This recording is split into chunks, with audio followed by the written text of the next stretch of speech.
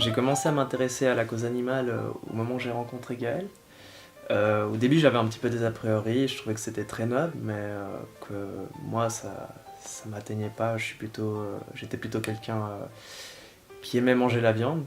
Un jour, après avoir fait un week-end qui était super intensif, j'étais super heureux de ma liberté, que je pouvais profiter. Et à ce moment-là, ça a été un déclic, je me suis rendu compte que c'était atroce, les animaux n'avaient pas cette possibilité de liberté. Alors je suis devenu végétarien à ce moment-là. J'ai gardé un peu cette fibre sensible qu'on a avec les animaux quand on est enfant. Parce que c'est vrai qu'on fait pas forcément le lien entre le steak qu'on a dans son assiette et le chat qu'on caresse ou la vache qu'on voit dans les champs. Je suis devenue végétarienne et puis ensuite, après l'avoir rencontré, on a réfléchi ensemble et puis on a essayé de voir comment est-ce qu'on pouvait faire la transition pour devenir végane et puis ça a été assez facile finalement.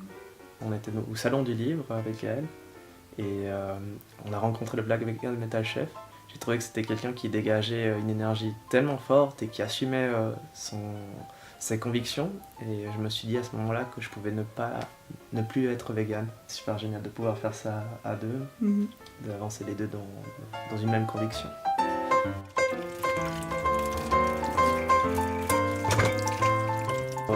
Ma famille et moi, pour la plupart, ils ont bien réagi, mais certains membres, tels que ma grand-mère, il y a un petit peu plus de difficultés.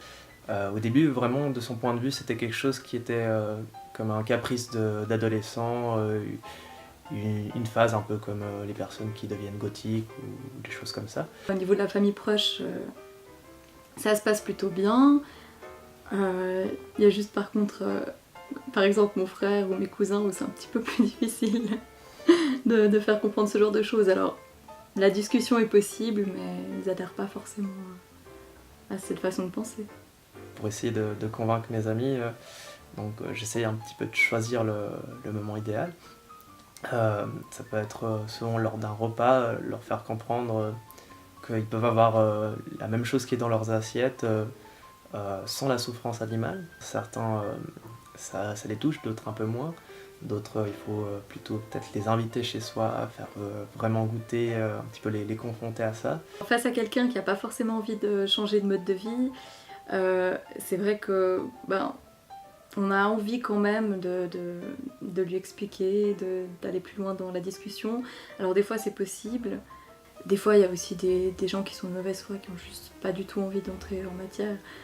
Dans ce cas-là on va pas trop non plus se prendre la tête et puis on se dit voilà, c'est sa façon de voir les choses et puis on va plutôt discuter avec des gens qui ont vraiment envie d'avoir une conversation par rapport à ça.